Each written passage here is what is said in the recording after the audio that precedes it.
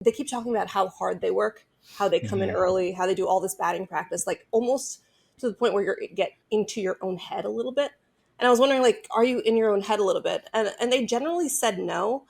But I mean, these guys do not want to be losing, and it is very Right. clear when you walk in there after a demoralizing loss that it's hitting them pretty hard.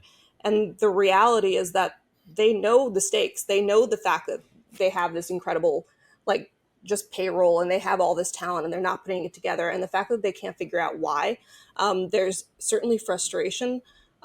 There's certainly people who want to be the hero, and they just can't put it together. And when that happens, sometimes that means that your at bats look a little bit different, your performances look a little bit different, and unfortunately for the Mets, it's just not coming together. Yeah, I think people often associate teams who are struggling in baseball, especially teams when they're not hitting, is like they don't care, they're not trying.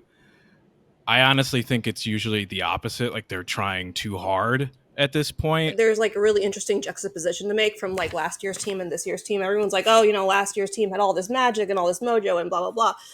But I think the true difference was that last year's team didn't have expectations, and this year's team did.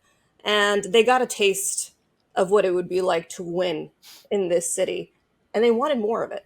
Like, if you covered the postseason last year and you saw Francisco Lindor, you could see, like, he was like, no, this is what I want. And obviously every baseball player wants that, and you don't make it to MLB just to be like, oh, I really want to be like, in fourth place in the NL East Right. or whatever it is. But there was that idea that this year they're expected to win.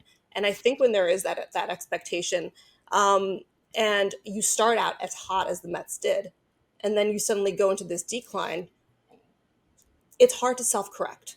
Because, like, people like talk about the team meeting last year, with JD Martinez and Francisco Lindor leading the way. And the biggest takeaway from that, and I'm not a big team meeting person, like I don't think like you can just like will your way into winning. But the biggest takeaway was, hey, we got to play a little bit looser.